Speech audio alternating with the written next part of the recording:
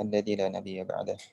اللهم علمنا ما ينفعنا وانفعنا ما علمتنا وزدنا علما. اللهم ارزقنا علما نافعا ورزقا طيبا وعملا صالحا متقبلا. ربنا اشرح لنا صدورنا ويسر لنا أمورنا واحلل عقدة من ألسنتنا يفقه قولنا. اللهم اجعل عملنا هذا صالحا مباركا ولوجهك خالصا ولا تجعل لأحد من خلقك سبيلا ولا نصيبا. اللهم اجعلنا ممن صام رمضان إيمانا واحتسابا. اللهم اجعلنا ممن قام رمضان إيمانا واحتسابا. اللهم اجعلنا ممن قام ليلة القدر إيمانا واحتسابا. Akhwat dan muslimah yang Allah muliakan dimanapun berada, bersyukur kepada Allah pada hari pertama ini Allah Subhanahu Wa Taala mengizinkan kita untuk kembali mengecap bulan Ramadan yang mulia ini. Ini sebuah kesyukuran yang sangat luar biasa, sebuah karunia yang besar yang harus kita aturkan kepada Allah Subhanahu Wa Taala. Karena kita berharap ketika jangan sampai kita bertemu dengan Ramadan.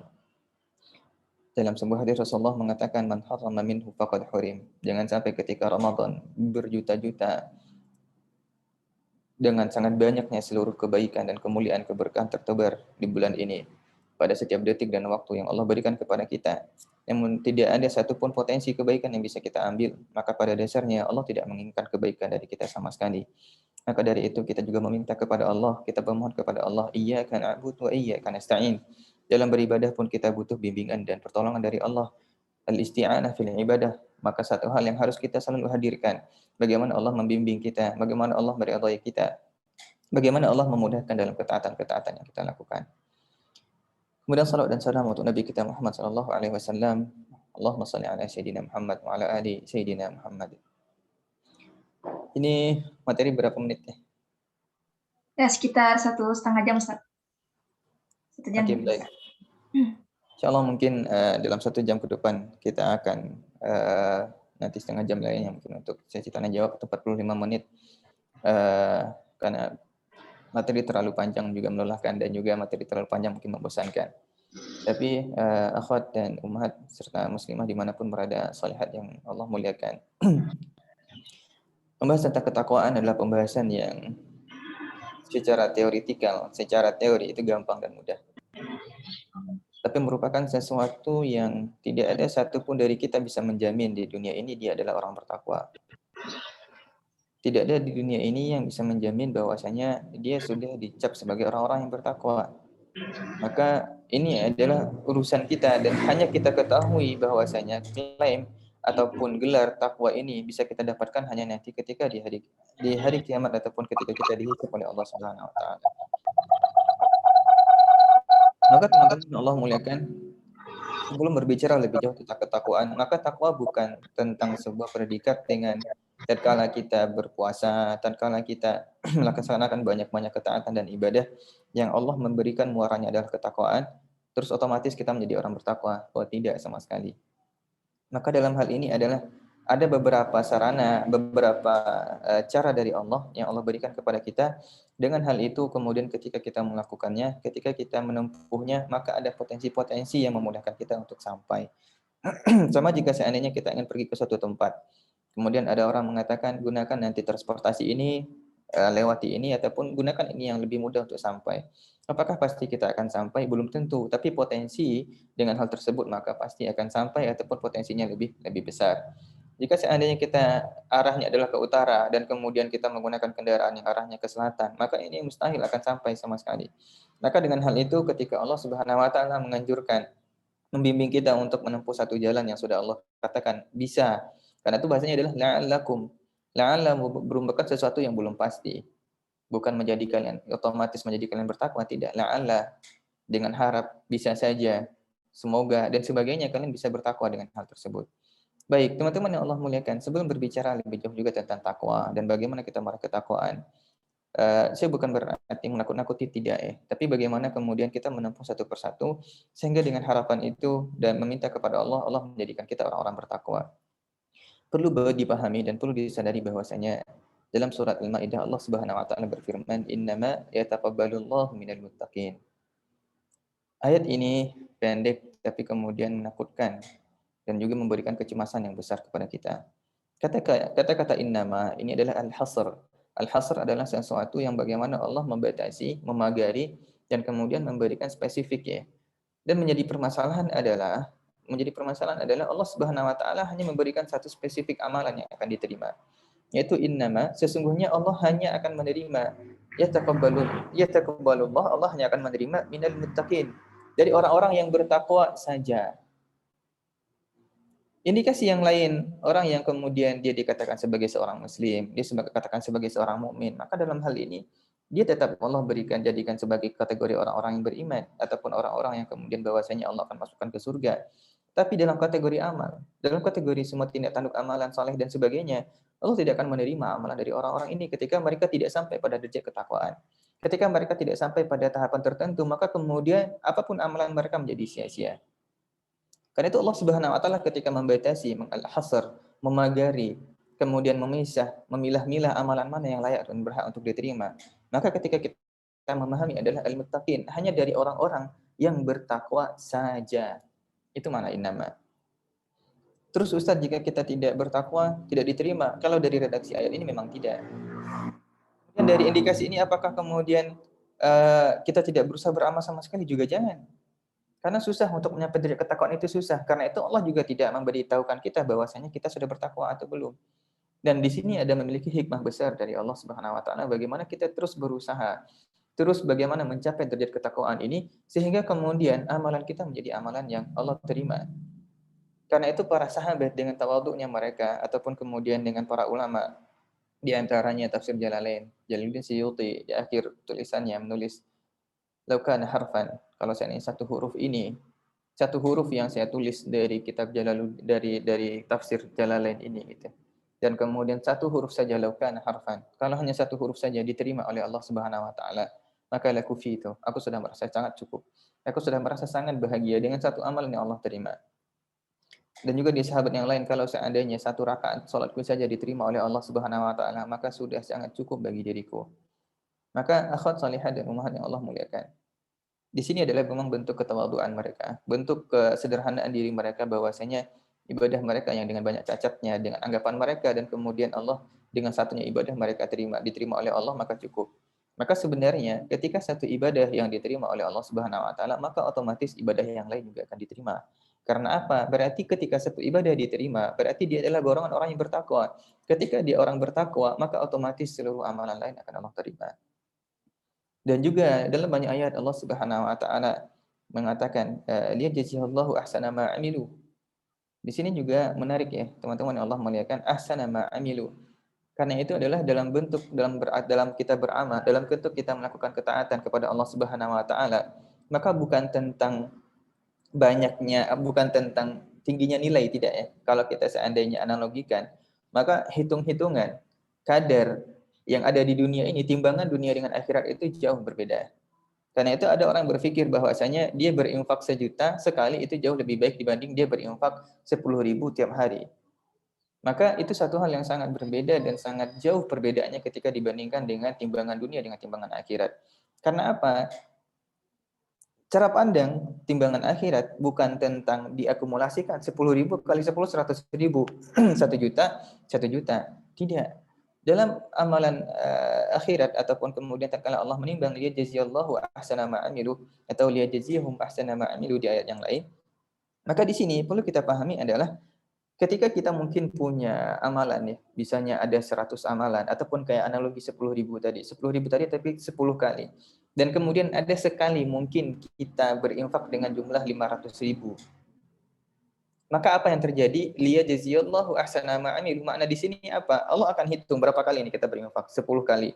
Maka Allah akan memberikan nilai dengan amalan terbaik yang mereka punya.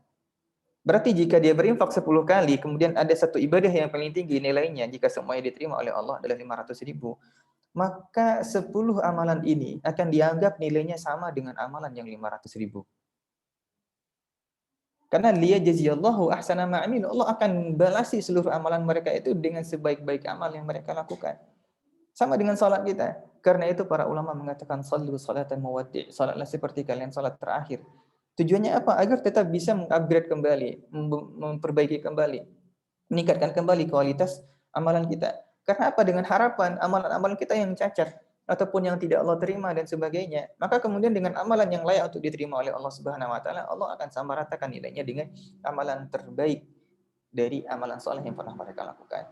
Karena itu dalam sahabat tadi, ketika sahabat mengatakan ataupun kemudian Jalaluddin Asyuti mengatakan cukup satu huruf saja yang diterima oleh Allah, maka secara otomatis dengan banyaknya banyak huruf yang ditulis dalam kitab tafsir tersebut, maka otomatis akan diterima secara keseluruhan. Tapi jika ditolak sama Allah, man hurrima faqad hurrim, ataupun man harrama faqad hurrim, maka siapa yang satu kebaikan diharamkan oleh Allah, maka otomatis semuanya juga akan dihilangkan. Nah, ini menjadi perhatian besar bahwasanya tentang urgensi mencapai derajat ketakwaan ini. Urgensi bagaimana kita mencapai kondisi ini dan kemudian bagaimana menghadirkan dan memunculkan serta berusaha meminta kepada Allah agar ketakwaan itu ada pada diri kita.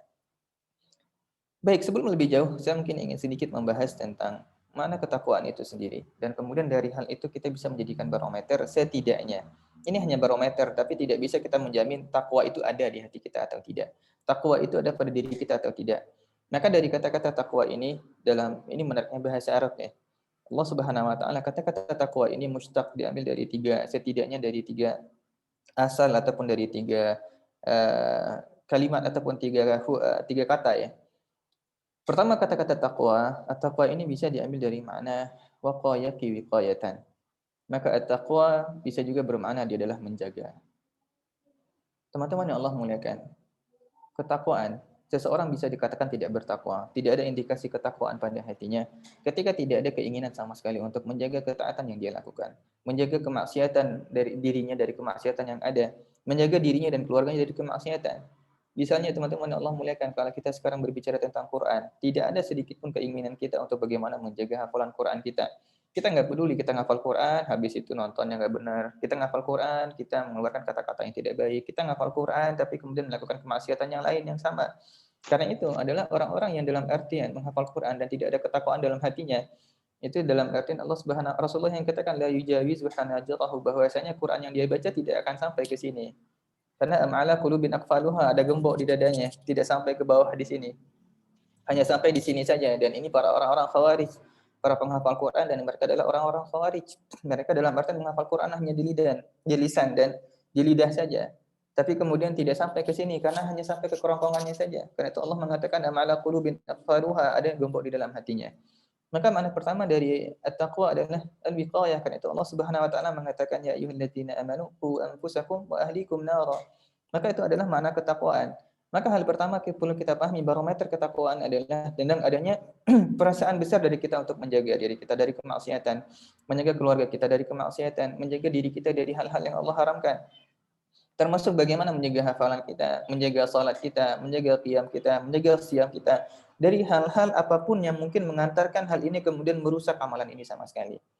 Maka jika orang nggak peduli, dia berpuasa untuk dalam kondisi sekarang, kemudian dia mencaci orang lain, dia menghina orang lain, tidak bisa mengontrol amarahnya, dia menonton hal-hal yang Allah haramkan, dan kemudian apapun yang dia lakukan. Karena itu Rasulullah mengatakan, kam min sha'imin laisa lahu min shiyamihi ilal ju'ul 'atash, wa kam min qa'imin laisa lahu min qiyamihi illa sahru wan nasab. Mereka puasa, orang puasa dia puasa, orang sahur dia sahur, orang buka dia buka, orang dapat pahala dia masuk neraka. Orang qiyam tarawih ke tarawih, orang kemudian sahur dia juga sahur, orang kemudian lelah dia lelah, orang begadang dia begadang, orang masuk surga dia bersama dengan orang-orang kafir di nerakanya Allah Subhanahu wa taala. Apa menjadi permasalahan? Karena mereka tidak paham bagaimana cara menjaga diri mereka dari ketaatan ini, dari kemaksiatan ini, ataupun bagaimana menjaga agar ketaatan mereka ini layak untuk diterima oleh Allah Subhanahu wa taala. Maka ini makna awal dari mana at-taqwa. Karena itu para sahabat sangat luar biasa. Pertama menjaga keluarganya dan sebagainya. Maka jika seandainya ada rasa penjagaan dalam diri kita, kita berharap semoga ada ketakwaan pada diri kita.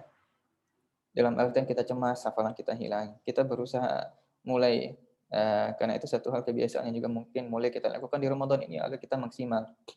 Jika hal-hal tidak penting, jika mungkin akun-akun pribadi yang dalam artian tidak terlalu penting, mungkin bisa Instagram kita di-off-kan dulu selama 1 bulan ini. Bisa dulu misalnya aplikasi-aplikasi YouTube, TikTok, dan sebagainya tidak terlalu penting, mungkin dinonaktifkan terlebih dahulu.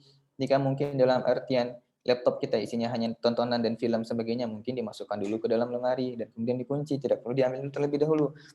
Maka ini bagian dari usaha kita untuk bagaimana Allah Subhanahu wa taala membantu kita. Karena itu lagi-lagi ya, iyyaka na'budu wa iyyaka nasta'in. Ini menarik jika seandainya kita lihat hubungan ya, munasabah antara awal surat dengan akhir surat. Teman-teman yang Allah muliakan, ini juga berkaitan dengan masalah penjagaan dan nanti beberapa ayat selanjutnya. Di antara loop ataupun inti, course inti dari surah Al-Fatihah adalah iyyaka na'budu wa iyyaka nasta'in. Kepadamu kami menyembah dan kepadamu kita meminta tolong.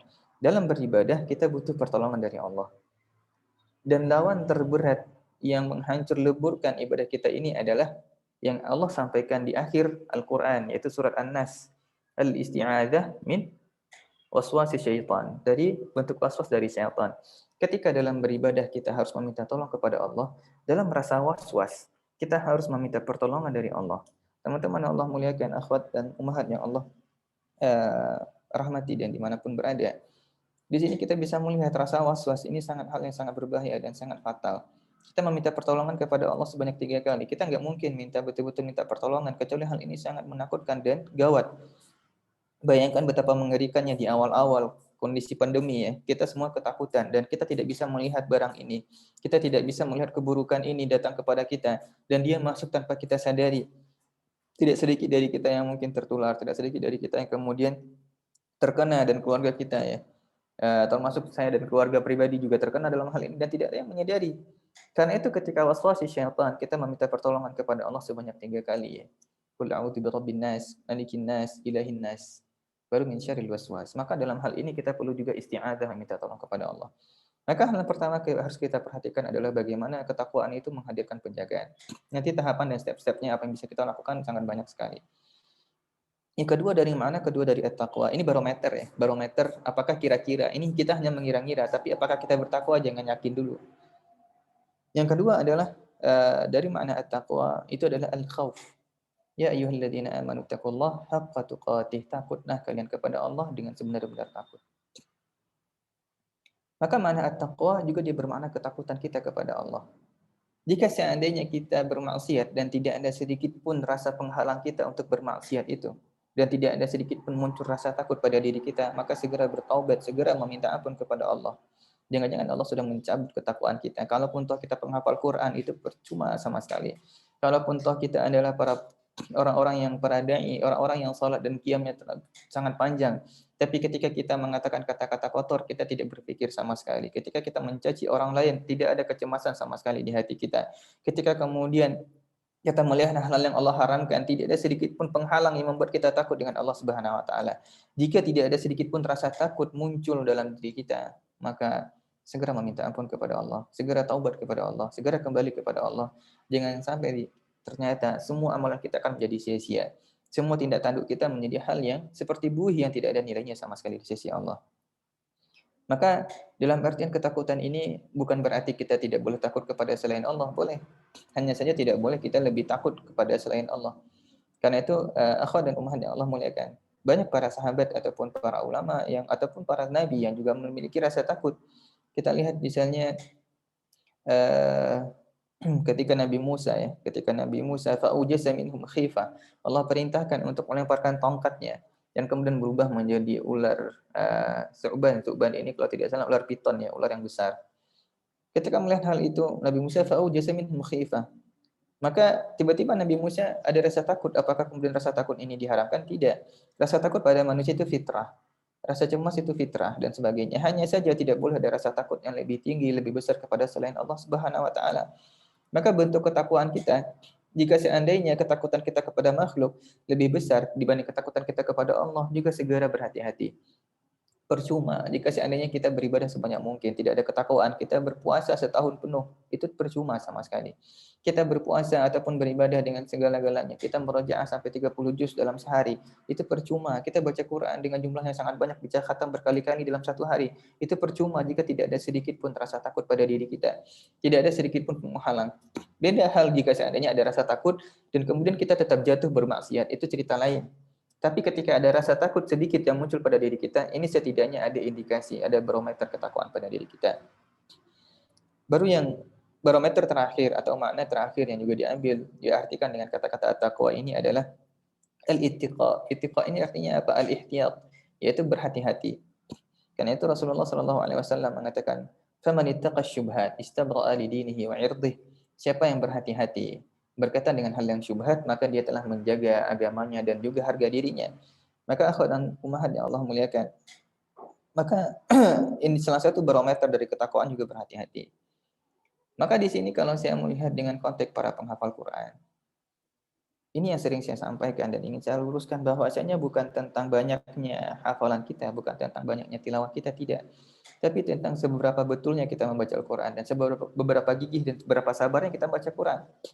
Ada orang yang bisa khatam dalam sehari ataupun baca dalam sehari 10 juz, tapi kemudian semua dibablas sama dia. Enggak peduli mana yang dengung, mana yang ya diwakafnya di mana ibtidanya, kemudian bagaimana membaca, memberikan hak-hak dan mustahak hurufnya, dibablas semua sama dia, dibaca sebanyak mungkin. Maka di sini tidak ada kehati-hatian.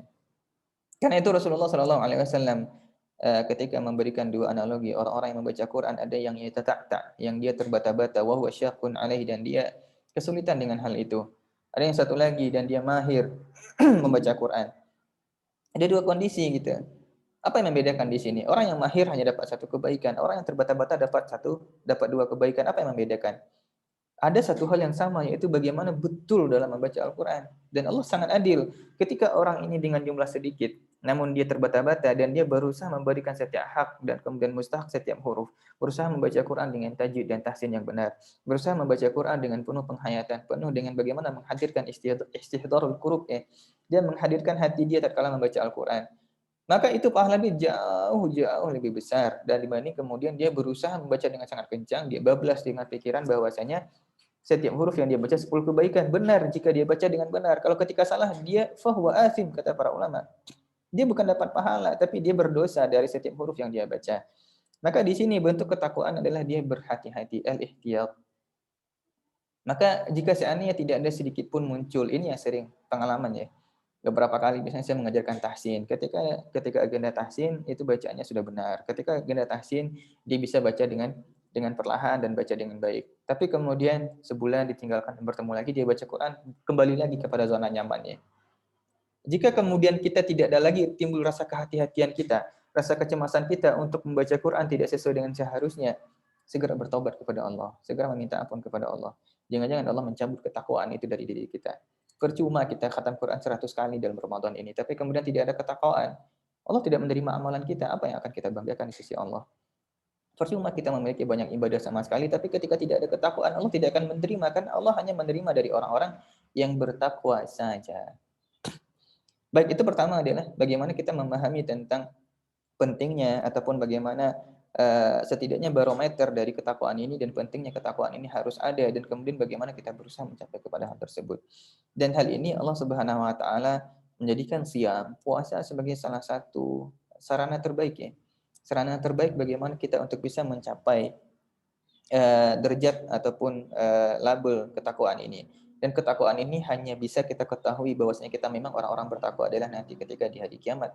Nggak ada sekarang yang bisa mengklaim saya sudah bertakwa. Oh, saya setiap ini cemas kok, saya setiap ini menjaga diri saya kok, saya setiap ini takut kok kepada Allah, saya sudah bertakwa. Jika dia mengatakan itu berarti dia tidak bertakwa sama sekali. Dia mengatakan itu tidak cemas bahwasanya Allah menggugurkan seluruh amalannya dia. Maka jika ada yang mengklaim seperti itu sudah berarti dia tidak bertakwa. Ada yang mengklaim dia orang soleh berarti dia tidak soleh sama sekali. Ada orang yang mengklaim dia sudah ikhlas berarti tidak ikhlas. Saya sudah ikhlas kok. Enggak ada istilah saya sudah ikhlas kalau kemudian dia bilang. Enggak, orang sudah ikhlas itu sudah hilang. Enggak ada lagi yang dia sebut. Maka jika ada orang yang mengumbar amalannya, pada dasarnya sudah adalah kebalikannya. Nah, teman-teman Allah muliakan, sekarang bagaimana tahapan-tahapan yang mungkin bisa kita tempuh, tahapan-tahapan yang bisa kita jalani untuk kemudian semoga Allah Subhanahu wa taala menjadikan kita orang-orang bertakwa. Hal yang pertama adalah ketakwaan ini berhubungan erat dengan masalah hati. Ketakwaan itu bukan pada sisi amal. Amal memang benar, tapi adalah hal yang menjadi paling prioritas, menjadi paling perhatian besar adalah apa yang ada di dalam hati. Karena itu Allah dalam surah Al-Hajj mengatakan, la yanalallaha luhumuha wa la dima'uha walakin yanaluhu taqwa minkum. Ini bentuk adilnya Allah. Ini bentuk adilnya Allah kepada setiap hamba. Allah memang menghadirkan kita di muka bumi ini dengan berbagai macam bentuk, berbagai macam warna, kecerdasan, kemudian fisik, tinggi, pendek, kemudian warna kulit, hitam, putih, dan sejenisnya. kemudian dengan berbagai macam, ada yang cacat, ada yang sehat, ada yang kemudian sempurna, ada yang tidak, ada yang kaya, ada yang miskin, dan segalanya. Semua itu hanyalah variasi yang membuat agar dunia ini semakin indah. Hanya saja Allah memberikan sesuatu yang tidak dimiliki oleh siapapun. Yang siapapun bisa mencapai hal itu, maka di situ letak kebaikan dan kemuliaannya. Yaitu ada ketakwaan. Ketakwaan tidak Allah berikan kepada siapapun yang lahir dalam keadaan apapun. Apakah yang lahir dalam keadaan muslim dia menjadi lebih mulia? Tidak sama sekali. Dengan dibanggakan, oh saya lahir dalam keluarga muslim, dan bahkan ini lebih rentan untuk jatuh kepada kemaksiatan. Karena apa? Ketika dia lahir pada keluarga muslim, dia merasa aman, dia merasa tentram, dan kemudian ketika tidak paham sama sekali, dia terjatuh dan kemudian wal'iyadzubillah meninggal dalam kekufuran kepada Allah. Maka dalam artian salah satu bentuk adilnya Allah adalah Allah jadikan ketakwaan sesuatu yang tidak dimiliki oleh siapapun ketika mereka dilahirkan. Sesuatu yang bisa ditempuh oleh siapapun dan sesuatu yang bisa dicapai oleh siapapun dengan cara apapun. Maka hal pertama dalam meraih ketakwaan adalah dengan bagaimana menjaga kondisi hati kita.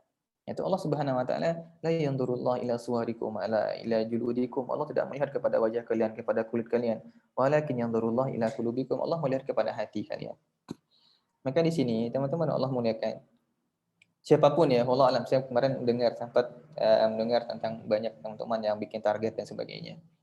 Nggak usah peduli walaupun yang mungkin kita takjub pada orang lain. Yang memiliki target lebih bagus dari orang lain jangan merasa hebat. Dan yang memiliki target yang mungkin hanya biasa-biasa saja jangan merasa berputus asa, tidak. Tolak ukur kita bukan orang lain. Ini bentuk hebatnya, luar biasanya setan itu adalah kita membandingkan diri kita pada orang lain. Ini sebuah kesalahan fatal dan fatal. Membandingkan diri pada orang lain, ini adalah cara setan menjatuhkan diri kita. Jika seandainya setan tidak bisa membuat kita menjadi ahli maksiat, setan akan bikin kita menjadi merasa soleh ataupun ahli taat yang merasa dia adalah taat. Merasa taat ini yang menjadi permasalahan. Karena itu Allah Subhanahu wa taala dan Rasulullah sallallahu alaihi wasallam mengajarkan kita, barometer kita itu bukan tentang amalan orang lain, teman-teman yang Allah muliakan. Barometer kita itu amalan kita pribadi. Karena itu Rasulullah mengatakan, beruntung seseorang jika pada hari ini lebih baik dibanding kemarin. Merugi seseorang jika seandainya pada hari ini sama dengan kemarin, dan celaka jika hari ini lebih buruk dari hari kemarin. Bisa saja orang yang targetnya biasa saja, mungkin pada kali ini target dia hanya khatam sekali saja di bulan Ramadan. Tahun lalu dia tidak pernah khatam sama sekali. Dan orang yang sekarang ini celaka, bisanya dia khatam anggaplah 10 kali ataupun 5 kali. Ramadan sebelumnya dia khatam bisa 10 kali dan lebih. Maka bukan itu barometer di sisi Allah Subhanahu wa taala. Allah melihat bagaimana usahanya dia, berusaha dia memberikan effort dan sebagainya adalah tentang usaha kita. Karena itu kita sering terjatuh, setan sering membuat kita, terkala kita membandingkan amalan kita pada orang lain, apakah pertama kita merasa hina dan kemudian kita tidak tertarik lagi untuk beribadah kepada Allah, atau berbahaya lagi kita merasa soleh. Karena itu situ dalam artian sebuah kesalahan dalam artian melihat bagaimana tingkat ataupun progres ketaatan kita kepada Allah. Maka tidak ada masalah. Kita bersyukur bergabung dengan orang-orang yang soleh. Kita bersyukur melihat orang-orang luar biasa, menjadi motivasi pada diri kita. Tapi jangan pernah merasa kita lebih baik ketika amalan kita lebih banyak daripada orang lain. Dan kemudian kita juga bukan berarti kita harus membuat kita harus menganggap, oh saya ini lebih hina. Tidak. Juga bukan berarti kita merasa saya tetap baik kok dibanding orang lain. Tidak. Tapi bentuk kesyukuran kita adalah bentuk pujian kita kepada Allah, syukur kita kepada Allah terkala Allah membimbing kita membuat Ramadan kali ini atau pada hari ini lebih baik dibanding hari yang kemarin. Maka adalah amalan hati. Maka masalah hal-hal sepele terkala kita tidak mampu mengelola hati kita, maka adalah hal yang menjadi percuma sama sekali. Karena itu ketika Allah Subhanahu wa taala menjabarkan dalam surah Al-Baqarah yang saya yakin semua kita sudah hafal nih. Dzalikal kitabul la raiba fihi hudal lil muttaqin alladzina yu'minun. Yang pertama itu keimanan. Alladzina yu'minuna bil ghaib. Maka pertama itu keimanan, bukan tentang amalan kita yang banyak, tidak. Jika kita membandingkan jumlah kuantitas amal, tidak ada yang bisa mengalahkan, tidak ada yang dalam artian kuantitas amal ya, sangat banyak, sangat banyak para salafus saleh, banyak para tabi'in yang bisa mengalahkan amalan para sahabat. Tapi tidak ada satupun yang bisa menandingi satu amalan yang dilakukan oleh para sahabat. Karena apa? Ini masalah keimanan, teman-teman yang Allah muliakan. Ini masalah apa yang menghujam dalam hati. Keimanan bukan sesuatu saya percaya kepada Allah, percaya pada Rasulullah, percaya pada kita, Rasul dan sebagainya, bukan sekedar itu. Keimanan itu tentang bagaimana kita merasa aman dan tentram. Kemudian bagaimana kita yakin kepada Allah. Bagaimana kemudian kita meluruskan, kita tidak peduli dengan apapun kata manusia. Kita hanya peduli bagaimana Allah nanti menanggapi amalan soleh kita. Kita berpikir bagaimana karena itu iman dan wahtisab dan ihtisab itu kita ukur-ukur nih, layak nggak ya? Layak nggak ya gitu. Bisa saja kita beribadah dengan banyak, kita tilawah dengan jumlah yang banyak. Pertama, apakah dengan jumlah tilawah kita banyak, kita nggak peduli dengan tahsin dan tahfiz kita hanya penting bagaimana saya sudah mencapai target baca Quran sehari ini 10 juz. Ini salah orientasi dalam beramal. Tidak sedikit juga dari kita yang baca Quran, kemudian agar dianggap selesai baca tilawah dia banyak, kejar-kejaran, karena itu saking lelah dan sebagainya, dia sudah mulai meninggalkan hal-hal yang harus, ataupun hal-hal yang harus diperhatikan.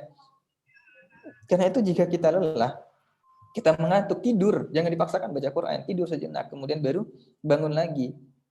Bahkan dalam fikih, jika seandainya kita qiyam, kita ngantuk, cukup qiyam 2 rakaat saja, bangun, baru tidur lagi. Jangan sampai malah ketika kita tidur, yang keluar nanti adalah sesuatu kata-kata yang tidak baik. Dan bisa saja kita jatuh kepada kemaksiatan. Maka ini pertama adalah ketakwaan itu di amalan hati. Baru yang kedua, baru nanti dia membutuhkan ataupun konsekuensi dari amalan hati ini adalah konsekuensi amalan-amalan yang berupa amalan-amalan ketaatan yang lain. Karena itu tidak cukup hanya dengan mengatakan alladzina yu'minuna bil ghaib wa yuqimuna shalah wa mimma razaqnahum yunfiqun. Maka amalan ini, teman-teman yang Allah muliakan, juga merupakan harus terkombinasi antara dua bentuk amalan, fisik dan juga harta. Di antara hal yang harus kita perhatikan, dan sering ya, dan ini perlu kita perbaiki bersama, di antara sifat orang munafik ya, sifat orang munafik adalah tatkala mereka berkontribusi dengan harta, mereka merasa sudah ikut berkontribusi dalam banyak kegiatan yang lain. Ini sifat orang munafik. Innamas sabilu 'alal ladzina yasta'dinunaka wa hum aghnia. Radu bi an yakunu ma'al khawarif wa taba'allahu 'ala qulubihim fa hum la ya'lamun. Bukan berarti ketika amalan itu Allah tuntut, Allah meminta kontribusi kita, tadhiyah kita dalam dua bentuk, fisik dan juga harta. Sering sekali kita ada agenda nih, oh saya ikut infak aja deh, saya nggak bisa ikut, mohon maaf saya nggak bisa ikut, saya ikut infak aja. Enggak. Ketika itu terjadi, ini indikasi kita diarahkan menjadi orang munafik nih, berhati-hati.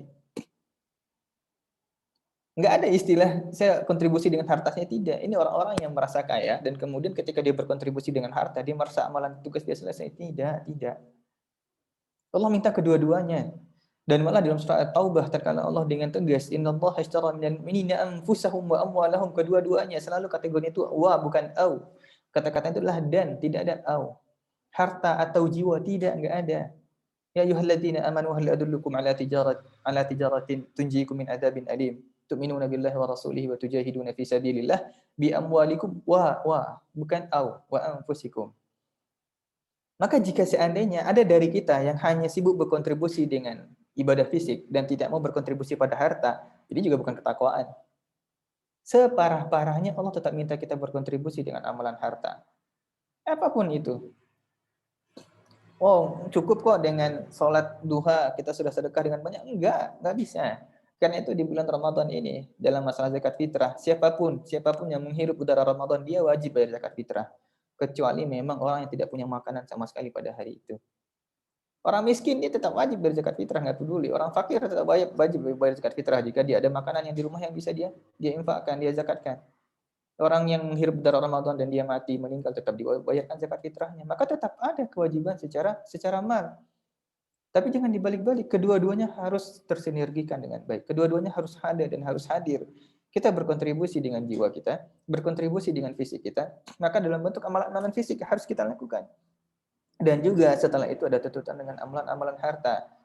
Maka di sini adalah bentuk yang kedua dalam artian bagaimana kita berusaha menumbuhkan ketaatan dan ketakwaan pada diri kita adalah bagaimana memahami ini dengan utuh, mengkombinasikan antara amalan fisik juga dengan amalan harta. Tidak cukup dengan satu saja.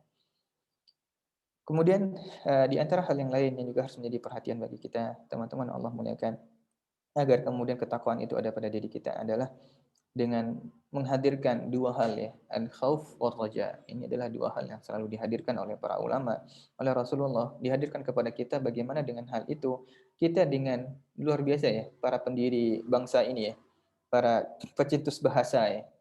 Jika kita memahami, ini adalah indikasi bahwasanya Indonesia ini negara Islam pada dasarnya. Banyak redaksi-redaksi kata-kata yang kemudian pada hal itu sudah mewakilkan beberapa syarat makna dan syariat Islam. Saya berikan beberapa contoh. Bentuk syukur, apa kata syukur bahasa Indonesia apa? Terima kasih ya. Bentuk syukur itu seperti itu, kita terima, kita kasih. Bukan istilah kita bersyukur itu kita terima saja, tidak. Terima dulu baru kita kasih. Karena itu wa amma bi ni'mati rabbika fahaddits. Karena itu terima kasih bukan berarti kita bersyukur bukan hanya sekedar kita menerima, tidak. Maka bentuk syukur terima kasih. Kemudian Bhinneka Tunggal Ika, orang sering diartikan dengan bahasa Bhinneka Tunggal Ika, berbeda-beda bahasa, budaya kita tetap satu. Kenapa tidak kita artikan? Berbeda fikih, berbeda cara pandang dalam masalah hal-hal yang furu, dan kemudian kita tetap satu. Ini adalah bagian dari masalah Pancasila dan juga bagian dari hal ini, yaitu harap-harap cemas. Kenapa dikombinasikan dua hal ini? Karena dua hal ini harus hadir. Sering diartikan digunakan dua redaksi itu harap cemas ataupun harap-harap cemas. Itu adalah dua redaksi yang selalu dihadirkan dengan makna al-khauf wa raja. Dia seperti rel kereta api yang harus berjalan beriringan. Jika hanya sebelah saja yang berjalan, maka jatuh juga kereta apinya. Maka tidak bisa, ada khauf dan ada raja. Dan dalam hadis dikatakan dia seperti dua sayap burung, yang dia harus bisa terkepakkan keduanya. Di sini bagaimana kecemasan para ulama, kecemasan para sahabat, serta kita harus menghadirkan kecemasan kita. Karena itu ihtisab. Allah mengatakan man shoma Ramadan, man qama Ramadan imanan, dengan penuh keyakinan, yakin bahwasanya Allah akan mengampuni dosa-dosanya, yakin bahwasanya dengan maksimalnya ibadahnya dia Allah akan ampuni dan Allah akan terima. Ini dengan penuh keyakinan itu yakin. Kalau kita nggak yakin akan diterima oleh Allah, ngapain kita maju? Ngapain kita beramal? Maka hal pertama adalah ketika kita beribadah sungguh-sungguh, kita yakin Allah akan terima. Dan kemudian baru yang kedua adalah ihtisab. Ihtisab ini kita takar-takar. Jangankan itu manusia saja, kita takar-takar. Kita punya istri, kita punya suami, kita punya adik, kita punya orang tua, kita sekarang mau pulang kampung. Wallahu alam sekarang boleh mudik apa tidak? Kita mau mudik nih misalnya. Kita mau belikan hadiah, kita takar, kira-kira ibu saya suka ini enggak ya? Kira-kira adik saya suka enggak ya? Kira-kira orang yang saya berikan hadiah ini suka enggak dengan hal ini ya? Wah, kalau ini dia mah enggak suka, kalau ini dia ini dan sebagainya. Kita aja menakar, apalagi dengan Allah, ihtisab. Ihtisab itu satu sisi kita hitung-hitung ibadah kita coba kira-kira layak atau tidak. Karena itu ada beberapa sahabat ataupun beberapa orang yang dia dibolehkan dalam Islam untuk bertawasul. Dia bisa mengira-ngira seperti ini amalan saya yang paling berat, amalan saya yang paling susah saya amalkan. Karena itu kemudian ketika pada kondisi yang susah, dia bertawasul menggunakan ibadah dia untuk berdoa kepada Allah. Bisa kita menakar. Karena itu kita tahu nih ibadah kita banyak cacat dan sebagainya. Nah, ketika kita tahu banyak cacat dan sebagainya, kita merasa apakah kita bertakwa atau tidak. Nah, ini juga menjadi perhatian besar. Maka antara rasa takut dan rasa cemas itu harus hadir ya, harus datang di diri kita. Tapi harus berdampingan. Jika seandainya kita melihat tentang mengerikannya kondisi neraka, bagaimana jika kita bahas satu persatu ya. Sekarang bulan Ramadan soalnya. Kalau bahas neraka di bulan Ramadan, mungkin banyak yang muntah ya, banyak yang tidak sanggup ya. Karena membayangkan hal-hal yang sangat menjijikkan, hal-hal yang sangat mengerikan, dan hal-hal yang sangat menakutkan. Kita berbicara tentang minuman neraka, tentang makanan neraka. Saya jika berbicara tentang makanan dan minuman, sering menganalogikan dan melihat hal yang paling rendah dan paling ringan di sekitar kita. Dan tidak sedikit ketika membahas hal ini, semua orang merasa jijik dan tidak nyaman. Maka ketika kita menyadari ketakutan kita sangat besar ya, bahwasanya tentang kondisi neraka dan tidak ada yang menjamin. Ketika tidak ada yang menjamin, maka kita dalam artian hanya pada kondisi 50-50. Possibility, kemungkinan bahwasanya kita menjadi ahli surga itu belum pasti. Ini yang pertama. Bahwasanya memang ahli surga memang pasti ya, tapi dalam artian selama dari api neraka enggak ada yang menjamin. Selamat dari api neraka enggak ada yang menjamin, tapi masuk surga betul-betul kita beriman kepada Allah, insya Allah pasti. Tapi selama dari api neraka belum ada yang menjamin. Tapi juga bukan berarti ada harus selalu diikutkan dengan rasa takut. Ketika kita selalu takut, maka tidak sedikit dari orang-orang yang kemudian dia apatis dan kemudian apa yang terjadi? Dia bunuh diri, dia kemudian menghilang dari rahmat Allah. Karena Allah Subhanahu wa taala ya, qul ya ibadiyalladzina asrafu ala anfusihim la taqnatu min rahmatillah. Asrafu ini maknanya adalah memang sudah seluruh hidupnya itu kemaksiatan. Israf itu mubazir ya, orang-orang yang mubazir pada dirinya. Maksudnya apa? Allah berikan kalian badan ya, tapi tidak dimanfaatkan untuk hal yang penting. Contoh ya, kita diberikan mobil. Mobil ini bisa digunakan untuk pergi, untuk ini dan sebagainya. Tapi yang digunakan apa nih? Mobil ini dimodifikasi, diambil bannya, diambil ini sampai sama sekali nggak ada nilainya sama sekali. Atau kita diberikan sebuah barang, handphone misalnya. Handphone bisa digunakan untuk nelfon, banyak hal kegiatan yang bisa kita lakukan. Malah yang jadikan apa? Handphone ini jadikan mobil-mobilan. di handphone baru sebagainya, kemudian dipaku dan sebagainya dengan mobil-mobilan. Itu asrafu, israf, mubazir. Nah, badan kita ini sebenarnya bisa digunakan beribadah kepada Allah, banyak fungsinya. Tapi kemudian apa? Digunakan pada tidak semestinya. Itu sudah nggak ada nilainya pada dasarnya. Asrafu ala anfusihim. Barang ini sudah tidak ada nilainya sebenarnya. Tapi Allah Subhanahu Wa Taala mengatakan, la taqnatu, la taqnatu. Jangan kalian, kalau tai'as ini putus asa ya. Kalau taqnat, al-qunut ya, itu adalah memang sudah merasa nggak mungkin, memang sudah apatis yang memang sangat sangat parah ya. La taqnatu min rahmatillah. Kita juga harus ada harap. Dan juga Allah Subhanahu Wa Taala mengatakan akhrij minan nar kepada para nabi dan rasul yang ada pada waktu itu di hari kiamat. Man kana fi qalbihi mithqala dzarratin minal iman. Siapa yang di hatinya ada cukup sebiji zarrah saja dari keimanan, maka cukup ya membuat mereka selamat dari api neraka. Dan juga Allah Subhanahu Wa Taala, apalagi di bulan Ramadan ini kita memiliki harapan besar ketika Allah Subhanahu Wa Taala. Apa yang bisa dimaknai ketika Rasulullah mengatakan tuftahu abwabul jannah wa ughliqat abwabun nar wa ghullati syayatin. Apa? Dibukakan pintu-pintu surga dan ditutup pintu neraka. Di antara makna yang bisa dipahami dari ini adalah Allah lebih mudah menerima kekurangan ibadah seorang hamba dan lebih mudah memaafkan. Dan kemudian ketika ditutup pintu-pintu neraka adalah kemaksiatan seorang hamba pada bulan Ramadan, itu tidak terlalu besar nilainya. Beda dengan bulan-bulan yang lain. Bulan-bulan Syahrul Hurum, Asyhurul Hurum, ketika ataupun di tempat-tempat haram seperti Mekah dan Madinah, ibadah dilakukan dilipat gandakan ibadahnya. Kemaksiatan dilakukan dilipat gandakan dosanya. Tapi beda di bulan Ramadan, ketaatan Allah lipat gandakan pahalanya, dosa Allah ringankan. Sebuah kemaksiatan Allah ringankan karena pintu neraka Allah tutup gitu. Di sini karena itu, jika seandainya sudah sebesar itu potensi untuk beramal soleh dan kita masih terhalang dari amal soleh, maka pada dasarnya Allah sudah tidak ingin kesolehan kita. Allah sudah tidak ingin ketaatan kita. Ini yang perlu kita antisipasi. Tapi jangan kembali kita terlalu merasa harapan kita terlalu tinggi, pasti kok masuk surga, nggak mungkin. Saya pernah suatu ketika ngisi kajian tentang surga dan neraka. Dia mengatakan, Ustadz, nggak mungkin lah Ustadz, terlalu banyak orang masuk neraka. Ngapain Allah ciptakan surga? Memang benar, tapi kalau dia mengatakan seperti itu terlalu optimis untuk masuk ke surga. Dua hal ini harus kita hadirkan, antara kecemasan kita pada neraka dan kemudian harapan kita masuk ke surga. Karena itu kemudian menimbulkan ketakwaan. Kita berhati-hati, kita jaga diri kita, dan kita terus beramal. Yang membedakan orang yang husnudzon dengan rahmat Allah, dengan yai'as ataupun al-amnu min makrillah, merasa aman dari makar Allah adalah amal. Membedakannya amal. Orang yang husnudzon dengan rahmat Allah, dia terus beramal walaupun penuh dengan cacat. Orang yang merasa aman dari makar Allah, dia tidak beramal sama sekali. Dia itikal. Dia hanya bersandar, kemudian tidur, mager, sebagainya, dan merasa, oh kita kan muslim, udahlah nanti kita masuk surga. Benar, tapi nanti masuk neraka dulu. Baru mungkin yang terakhir dari banyak cerita ini ataupun pembahasan ini, sebenarnya masih banyak jabaran sebagainya, tapi karena Ramadan untuk menghemat energi juga, nanti silakan nanti ada tanya jawabnya. Hal juga yang paling krusial adalah taubat ya. Teman-teman yang Allah muliakan, seorang mukmin itu harus sering-sering bertaubat. Menghadirkan rasa cemas takut kita kepada Allah, tatkala kita bermaksiat harus segera bertaubat kepada Allah. Mengerikan sebenarnya ketika membahas hadis Rasulullah mengatakan, la innallaha yaqbalu taubatal 'abdi ma lam yughargir.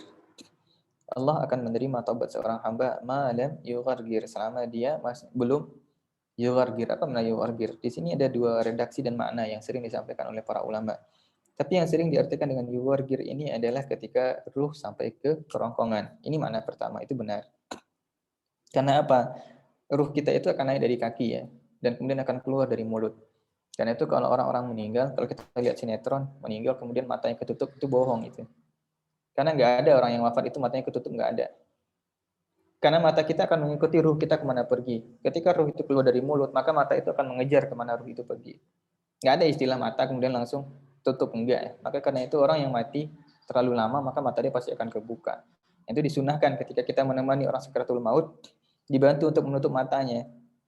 Bukan berarti kalau misalnya kita ada drama dan sebagainya, kemudian kena tusuk sebagainya langsung mati dan mata ketutup, itu bohong. Maka yughargir mana pertama adalah sampai di sini. Jika sampai masih di bawah dan sebagainya, itu peluang taubat masih ada. Karena itu bisa kita cek nih orang yang wafat meninggal, ataupun ketika kondisi istihdar, makna di istihdar itu sudah sakaratul maut nih. Itu bisa kita cek, kepalanya masih panas, kakinya masih dingin nih. Udah kepala dalam artian kaki udah dingin tapi kepala masih panas, itu berarti ruh sudah naik ke atas. Dan itu kalau kita melihat indikasi-indikasi orang akan wafat dan meninggal, biasanya bibirnya membiru tuh. Bibirnya membiru karena ruh dalam artian darah sudah mulai berhenti dipompakan dan sebagainya, maka kemudian biasanya darah ataupun ruh naik ke atas. Ketika masih kondisi seperti itu, karena kita diminta segera mentalkinkan orang-orang ini untuk membaca dan sebagainya. Tapi kemudian ketika ruh sudah sampai di sini, apapun ungkapan dia tidak akan diterima, dan ini yang terjadi pada Fir'aun. Qala alladhi dalam surat dalam surat Hud ya. Amantu billadzi amana bihi banu Israil. Aku beriman dengan apa-apa yang diimani oleh Bani Israel. Tapi apa? Dia tetap dikatakan al-ana qad asaita qablu wa kunta minal mufsidin. Sekarang kata Allah, kamu taubat. Enggak ada kata Allah. Karena sudah sampai di sini. Ini makna pertama. Ya, dalam hal ini kalau sudah seperti itu kita nggak mungkin juga. Siapa yang bisa menjamin nanti kita bisa bertobat pada waktu itu? Mana yang kedua, dan ini lebih mengerikan lagi. Mana yuqargir di sini adalah malam yakun, selama belum ada, selama dia tidak, Allah akan menerima taubat seorang hamba selagi dia ada niat untuk tidak akan mengulangi dosa yang sama walaupun dia punya potensi. Ada orang nih, oke, saya sekarang nggak udah tobat apa? Saya udah tobat nonton film Korea misalnya. Ya sekarang tobat nonton film Korea atau tobat dalam sebuah ini anggaplah kenapa gitu? Karena wifi nggak ada. Bukan seperti itu. Nanti ketika ada wifi, ada hal yang gratis, nonton lagi ya percuma. Oh saya ngapain? Saya sekarang sudah taubat, nggak gini-gini lagi gitu. Tapi nanti ketika ada potensi masih mau, ya bisa jadi. Ya ketika itu percuma. Karena itu ketika Allah Subhanahu Wa Taala mengatakan Innallaha kana tawwaban hakima, ini mengerikan sekali. Allah menerima taubat, tapi kemudian hakim. Allah bijaksana, tahu siapa nih kalian yang harus bertaubat, siapa yang tidak. Karena itu innamat taubatu 'ala Allah lilladzina ya'maluna as-su'a bijahalah. Nah, maka di antara bentuk ketakwaan adalah kita sering memperbaharui taubat kita, sering beristighfar kepada Allah, menghadirkan Allah Subhanahu wa taala dan meminta ampun kepada Allah dalam setiap waktu dan kesempatan yang mampu kita lakukan. Ya, teman-teman, Allah muliakan bahkan ketika kita malam hari terbangun pada malam hari ya. Maka apa yang kita lakukan? Jadi kalau tersentak malam hari bukan bangun langsung tidur, enggak, jangan. Kalaupun toh kita tidak akan puasa, kalaupun toh kita tidak akan qiyam, tidak akan salat dan sebagainya, ada beberapa hal yang bisa kita lakukan. Bangun. Rasulullah kemudian mengatakan, maka iqra, baca. La ilaha illallah wahdahu la syarikalah, lahul mulku wa lahul hamdu wa huwa ala kulli syai'in qadir. Allahumma firli. Allahumma firli jangan pernah dilepaskan. Minta ampunan kepada Allah. Maka ketika kita minta ampun, maka potensi kita untuk bisa kembali menghadirkan penjagaan kita, menghadirkan kehati-hatian kita, ketakutan kita kepada Allah, maka kemudian dengan hal itu semoga ada ketakwaan yang kemudian tercamkan di dalam diri kita masing-masing. Dan teman-teman yang Allah muliakan, istighfar, taubat dan sebagainya itu bukan tentang kita bermaksiat atau tidak. Bisa saja memang kita bermaksiat dan memang kita selalu bermaksiat kepada Allah. Tapi kemudian ini juga adalah perintah Allah kepada siapapun orang-orang yang beriman. Wa tubu ilallahi ayyuhal mu'minuna la'allakum tuflihun. Walau lebih selap itu mungkin bisa saya sampaikan. Saya kembalikan kepada moderator jika ada tanya jawab dan hal-hal lain. Alhamdulillah, jazakumullah khairan katsiran Ustaz atas pemaparan materinya, Masya Allah ya. Bagaimana kita bisa menjadi hamba-hamba yang bertakwa di hadapan Allah Subhanahu wa taala, yang mana ini tidak diketahui kecuali oleh Allah Subhanahu wa taala saja.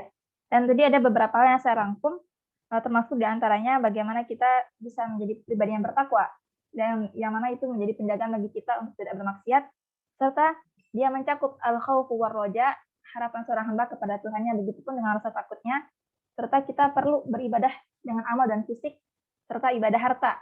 Jadi mungkin pas banget ya di masa-masa Ramadan ini kita memperbanyak ibadah-ibadah dari ruhiyah kita, serta ibadah Quran kita. Nah, silakan teman-teman jika ingin ada yang bertanya langsung atau menulis di kolom chat. Sebelumnya Ustaz, ini ada pertanyaan dari peserta. Bagaimanakah tahap-tahapan kita mendapatkan ketakwaan melalui Al-Quran, Ustaz?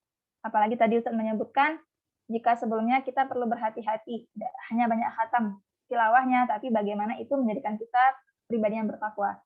Baik dari sisi tilawah Al-Quran, murojaah, ataupun yang lain-lainnya, Ustaz. Baik, dalam sisi Al-Quran, Al-Quran adalah salah satu sarana juga bagaimana Allah Subhanahu wa taala memudahkan kita mencapai derajat takwa ya. Karena Quran sesuatu yang sangat luar biasa ya. Tidak ada yang dimasuki oleh Al-Quran, tidak ada yang disinggahi oleh Al-Quran melainkan akan menjadi mulia dan penuh keberkahan. Dan juga di antara amalan ya. Karena itu anggapkan dua amalan besar, teman-teman yang Allah muliakan, dua amalan besar ya, yang nanti akan pasang badan di depan Allah nanti ketika hari kiamat cuma dua saja, yaitu siyam wal Quran. Siyam wal Quran yashfa'an yaumal qiyamah.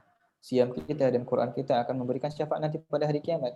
Salat kita tidak akan memberikan syafaat. Dia hanya akan dihitung oleh Allah dan kemudian akan meningkatkan derajat kita. Tapi tatkala kondisi kita semua dalam kondisi telanjang, kemudian pada kondisi yang mencekam, kita berdiri dalam kana miqdaruhu 50 alf sanah, 50.000 tahun, teman-teman yang Allah muliakan. Nabi, Rasul semua berdiri 50.000 tahun menunggu antri sesuatu yang tidak jelas. Pada kondisi yang sangat panas dan kemudian kita dipreteli semua kemaksiatan kita. Sering disampaikan preteli kemaksiatan kita. Kemudian saya sering sampaikan, kita nggak terlalu merasakan apa yang kita cemaskan. Teman-teman yang bayangkan. Sekarang bayangkan apa yang kita lakukan di kamar mandi, apa yang kita sentuh, bagaimana kita buang air, apa yang kemudian kita lakukan, apa kita iseng, yang sudah berkeluarga, bagaimana cara kita berhubungan suami istri, apa yang kita lakukan dengan pasangan kita, apa yang kita sentuh, apa yang kita jilat dan sebagainya. Semua itu Allah tampilkan nanti di hari kiamat. Ketika itu baru akan terasa bahwasanya ini kondisinya sangat memalukan. Tidak ada yang bisa mengangkat wajah di depan Allah.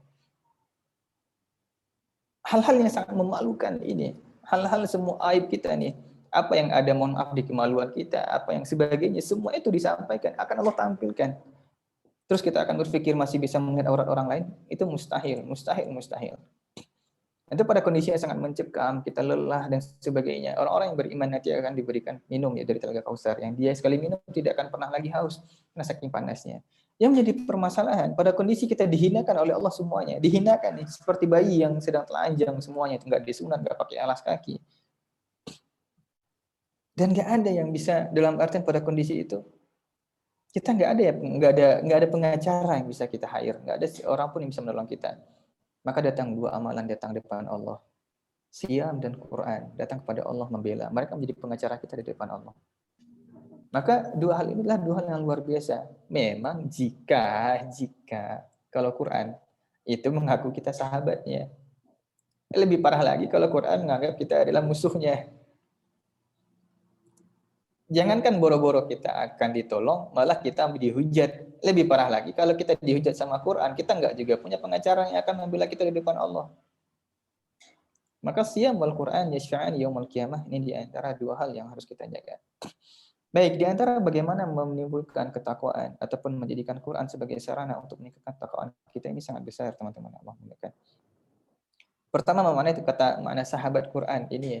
Sahabat Quran ini setidaknya juga ada 3 makna. Pertama adalah as-suhbah, itu makna dia adalah murafiq. Dia selalu hadir. Maka teman-teman yang Allah muliakan, Quran bukan hanya tetap kita biasakan ya. Mungkin kalau akhwat mungkin agak lebih susah menyentuh mushaf dan sebagainya. Tapi bagaimana Quran selalu kita hadirkan. Jika pada kondisi kita, walaupun kita sudah seorang hafizah, sudah hafal Quran dan sebagainya, tetap kita menghadirkan akses kita pada Quran harus ada. Karena yang menganggap sahabat adalah kemanapun dia pergi kelihatan nih. Karena itu bisa dia klaim sahabat.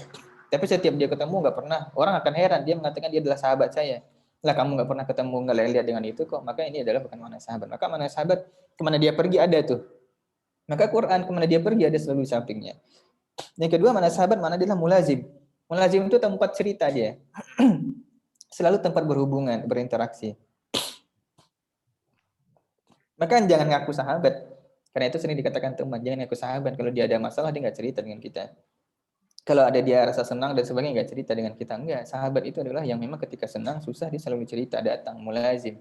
Dia interaksi dengan hal itu. Maka bentuk kita dengan Quran, kita harus punya interaksi yang intens dengan Quran. Ini makna sahabat. Baru yang ketiga adalah dia mu'asyir. Mu'asyir ini, al-mu'asyarah ini lebih berkaitan dengan intim. Kita punya waktu spesial dengan Quran. Nah, maka dengan 3 hal ini, maka ketika itu Quran menganggap kita sebagai sahabatnya. Tapi kalau seandainya kita hanya baca Quran, hanya kita butuhkan saja, ataupun interaksi kita dengan Quran ala kadarnya saja, kita tidak punya waktu intim. Mohon maaf, intim ini lebih, kalau kita bayangkan memang berhubungan suami istri ya.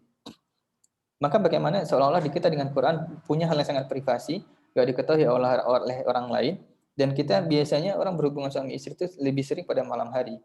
Maka kita juga punya waktu khusus yang tidak ada orang pun yang tahu, hanya kita dengan Quran saja. Ini dikatakan dengan ma'asyir. Itu sahabat itu sering tidur di rumah temannya, tidur di rumah sahabatnya dan sebagainya. Maka ketika bentuk interaksi kita dengan Quran dengan sangat dekat, maka Quran mengatakan, Allah Subhanahu wa taala, Rasulullah mengatakan, Iqra'ul Qur'an fa innahu ya'ti yaumal qiyamah syafi'an li ashabihi, sahabatnya. Jadi jangan ngeklaim kita sahabat Quran tapi nanti Quran enggak ngeklaim kita adalah sahabatnya, ini sangat mengerikan. Kemudian di antara hal lain yang juga membuat kita menjadikan Quran memudahkan ataupun menghadirkan ketakwaan, karena takwa lagi-lagi saya sampaikan dia adalah masalah berkaitan dengan hati yang lebih menjadi perhatian besar. Karena itu mentadabburi Al-Qur'an. Afala yatadabbaruna Al-Qur'an am 'ala qulubin aqfaluha. Biar sampai ke hati itu harus ditadabburi. Harus dibuka nih kuncinya. Jika tidak dia sampai di sini saja. Terus ngapain kita baca Quran dari sini sampai ke sini? Enggak ada efeknya sama sekali.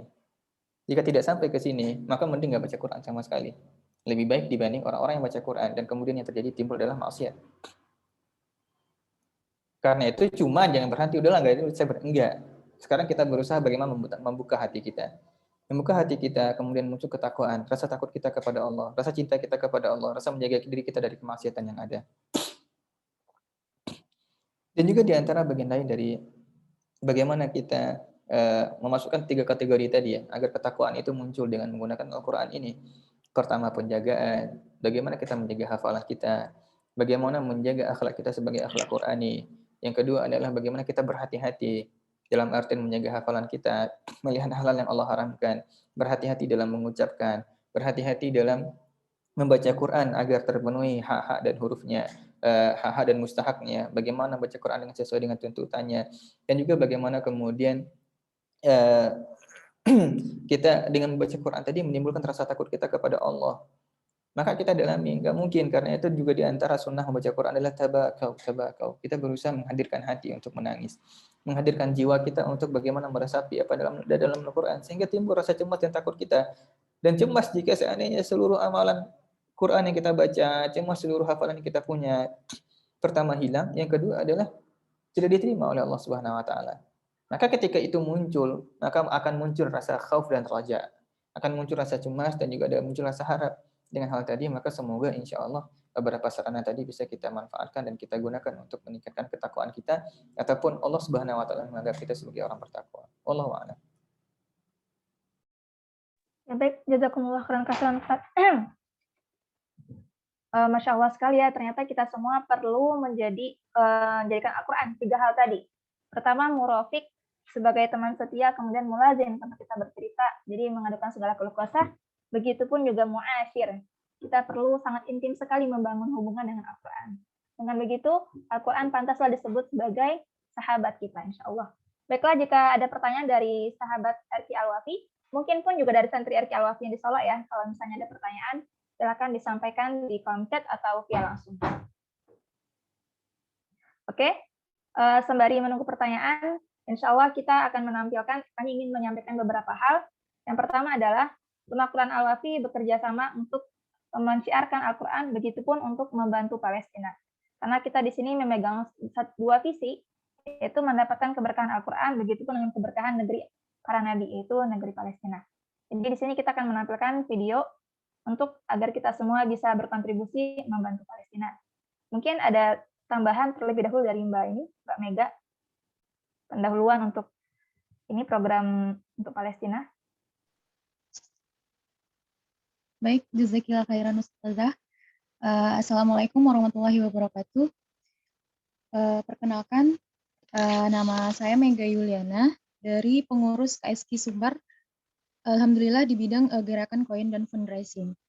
Di mana saat ini KSQ Sumbar bulan ini membuka peluang amal dengan program kaki palsu untuk wanita Palestina utamanya, kemudian wakaf sumur dan paket Ramadan.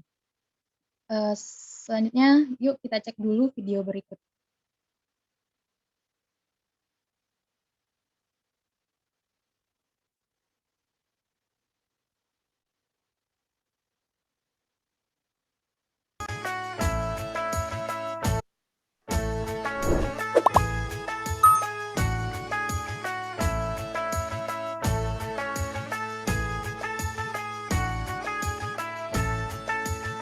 Ramadan tiba, Ramadan tiba, Ramadan tiba. Marhaban ya Ramadan, marhaban ya Ramadan, marhaban ya Ramadan, marhaban ya Ramadan.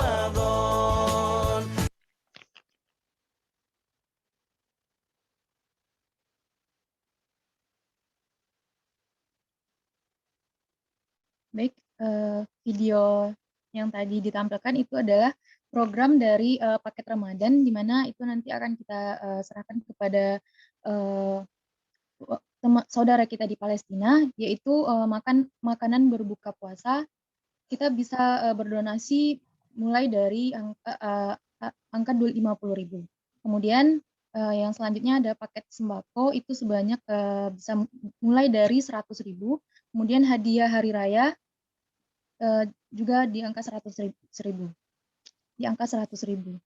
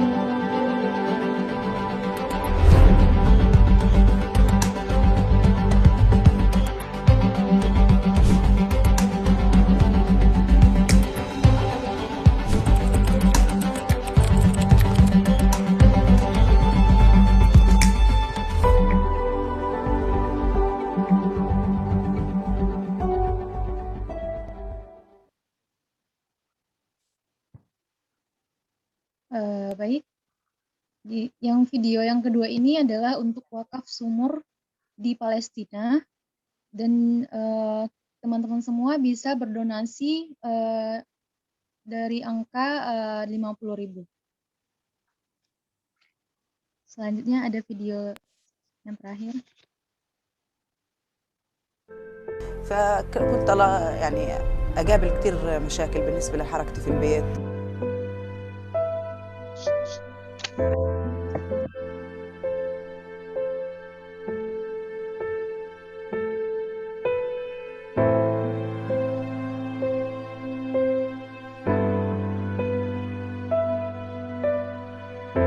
يعني كان أكتر إشي بضايقني لما حدا يجي يطلع علي مثلا يقول شي حرام هاي رجلها راحت أو يقعد يضحك علي.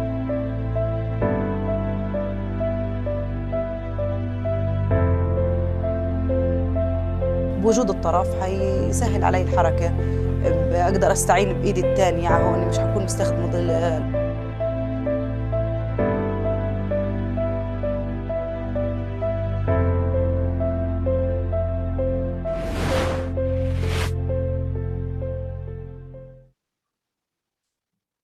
Nah, pada video yang terakhir ini kita itu tampilan dari untuk kaki palsu untuk para wanita di Palestina. Jadi pada para ummahat dan akhwat itu kalau misalnya mau berdonasi, kita membuka peluang donasi ini dan bisa dikirim peluangnya ini ke rekening yang sudah tertera, yaitu dari Adara Relief Internasional. Nanti akan dikirimkan juga. Mari kita sama-sama ambil peluang ini dan ajak teman-teman yang lainnya. Jazakillah khairan, saya kembalikan kepada Ustazah Rika. Ya, terima kasih Mbak Mega atas ajakannya. Masya Allah sekali ya, peluang kebaikan terbuka di depan kita, apalagi di bulan yang diperdanakannya segala amal kebaikan. Jadi teman-teman tadi bisa melihat, jika ingin membantu Palestina, bisa membantu untuk program Ramadan, atau program wakaf sumur, atau program kaki palsu. Sehingga kita bisa menemukan kasih sayang di bulan suci ini. Oke, kembali kepada pertanyaan. Ustadz, di sini sudah ada beberapa pertanyaan. Yang pertama dari Mbak Woro.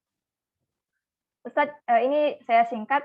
Jika misalnya kita jangan sampai membandingkan amalan kita dengan orang lain, kita bisa jadi kurang terpacu, Ustadz. Nah, kemudian juga ada hadis yang mengatakan boleh iri dengan dua golongan, yaitu golongan Ahlul Quran dan sedekah. Selanjutnya, bagaimana jika kita, apakah diperbolehkan memilih kebaikan? Apabila kita hanya sanggup melakukan satu kebaikan, tapi kita ingin dan kita menolak kebaikan yang lain. Begitu, Ustadz. Mungkin bisa dijawab. Baik, di sini ingin saya luruskan ya. Membandingkan dalam hal ini adalah merasa lebih baik dari orang lain. Dan ini dosa setan ya. Jadi merasa baik, merasa soleh itu ana khairum minhu, ini bahaya. Sering kita mengais pengakuan dari orang lain. sering kita mengais pujian dari orang lain dan menganggap kita sudah sampai pada tahapan tertentu. Ketika memang Allah tidak mengangkat kita sampai pada derajat tertentu atau sampai pada level tersebut, maka pada dasarnya kita tidak layak dengan kondisi tersebut ya. Kita biasanya ingin dikatakan hafidh, ingin dikatakan sebagai ustadz dan sebagainya, dan nggak ada orang yang manggil kita seperti itu. Udah kita aja kemudian mengklaim nama kita al-hafidh. Ya kan, kalau kita melakukan hal itu pada dasarnya kita belum sampai pada derajat tersebut. Nah, yang dipahami dalam hal ini perlu kita pahami, Allah Subhanahu wa taala memacu kita untuk tasabuk fil khairat, itu boleh. Kita boleh nih ada potensi lihat orang lain saling berlomba-lomba dalam kebaikan, itu dua hal yang berbeda. Berlomba-lomba tasabuk fil khairat itu benar, tapi mengklaim kita adalah yang menang, mengklaim kita adalah yang baik, itu permasalahan lain. Kita boleh berpacu, teman kita nih sudah 1 juz baca Quran. Oh, kita terpacu juga untuk bisa 2 juz. Teman kita biasanya 10 juz, kita kemudian berpacu lagi. Orang lain bisa qiyam dalam sehari itu 2 jam, 3 jam. Kita juga ikut qiyam dengan ini. Itu boleh, kita melihat menjadi sebuah kompetensi, apalagi memang potensi kebaikan itu hanya terbatas untuk 1 atau 2 orang misalnya. Atau jumlahnya terbatas. Contoh misalnya saf pertama itu kan terbatas ya, enggak semua orang bisa mengisi saf pertama. Ataupun misalnya berwudu, air hanya terbatas, enggak bisa semua orang bisa berwudu dengan air yang terbatas ini. Itu juga tasabuk fil khairat. Potensi-potensi yang dengan hal itu kita harus ambil potensi ini dengan sebaiknya. Jangan sampai kita kehilangan momentum dari sebuah kebaikan. Tapi, nah ini yang bedanya. Membandingkan kita dengan orang lain ketika kita banyak ketaatan, kemudian kita merasa sepertinya saya sudah baik, sepertinya saya sudah soleh, sepertinya saya lebih baik dari dia. Ini yang jadi permasalahan besar. Karena itu setan mengatakan dosa setan cuma 1. Qala ana khairu minhu, aku lebih baik dari dia. Dan ini yang nanti turunannya banyak. Ketika dia merasa dia lebih baik daripada Adam, dia nggak mau sujud kepada Adam. Kemudian dia dalam artian enggan mencabut statement yang telah keluar dari mulutnya dia, maka lebih baik dia kekal di neraka. Maka minta pengakuan ini jadi permasalahan. Karena apa? Kita membandingkan. Bagaimana munculnya ya? Jadi munculnya sifat membandingkan kesolehan ini adalah, ataupun muncul kesolehan itu mulai dari tahapan pertama. Ada tahapannya. Nanti ujungnya bukan hanya membandingkan, sampai pada tahapan takabur. Ya. Landasan awalnya itu adalah ujub ya. Ujub itu merasa. Kalau kita merasa soleh, kita merasa sudah hebat. Alhamdulillah ya saya bisa qiyamul lail, yang lain pada tidur. Qiyamul lail alhamdulillah bagus, tapi yang lain pada tidur ini jadi masalah nih. Itu hilangkan. Nggak perlu kita bahas orang yang lain pada tidur. Kalau kita alhamdulillah sekarang bisa 2 juz, kemarin cuma 1 juz, nah itu nggak ada masalah. Alhamdulillah sekarang saya bisa qiyam, kemarin nggak bisa qiyam, itu alhamdulillah. Tapi jangan lihat orang lain. Enggak. Kita berpacu dengan diri kita. Tapi kemudian ketika orang lain, dalam artian ada potensi-potensi kebaikan, ada kelompok-kelompok kebaikan, ya tetap kita perlu mengambil potensi-potensi kebaikan itu dengan berharap amalan kita pada hari ini lebih baik dibanding amalan kemarin. Jadi awalnya kan merasa ujub ya. Ujub itu adalah rasa yang muncul takjub, bangga dengan diri sendiri. Habis itu setan akan giring nih, wala tattabi'u khutuwati syaitan. Setan ini adalah cerdas ya. Sangat cerdas, dia tidak pernah mati dari dulu sampai sekarang. Karena itu dia sudah mengalami istilahnya secara penelitian, eksperimen, sebagainya, dia sudah sangat berpengalaman. Yang kedua apa? Dia mulai gurur. Gurur ini kapan munculnya? Ketika kita membandingkan diri pada orang lain. Wala yaghurrannakum syaitan. Syaitan akan membuat kita merasa gurur, tertipu. Kita lihat nih, kayaknya benar deh nih, saya lebih soleh nih. Lihat orang, tidur. Ini nggak baca Quran. Ini main HP. Udah deh kita merasa soleh. Sampai pada tahapan yang termasuk dosa besar adalah takabur. Apa? Ternyata tadi yang teman main HP tadi mengingatkan kita, ayo sholat. Kamu aja tadi nggak sholat kok, saya udah sholat duluan, dan sebagainya. Akhirnya kita merendahkan. Kita kemudian menganggap dia lebih rendah dari kita. Maka itu tahapannya. Maka pada dasarnya tasabuk fil khairat itu boleh, tapi merasa, ini berkaitan dengan perasaan kan tadi masalah hati.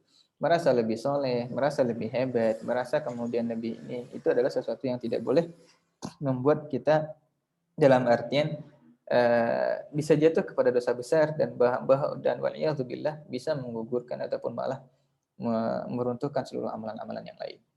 Terus bagaimana kita iri dengan Allah? Itu adalah sebagai bentuk motivasi ya. Iri bukan berarti iri di sini ada al-ghibthah. Al-ghibthah itu harapan dan motivasi boleh. Tasabuq fil khairat diperbolehkan, saling membantu dalam ketaatan diperbolehkan.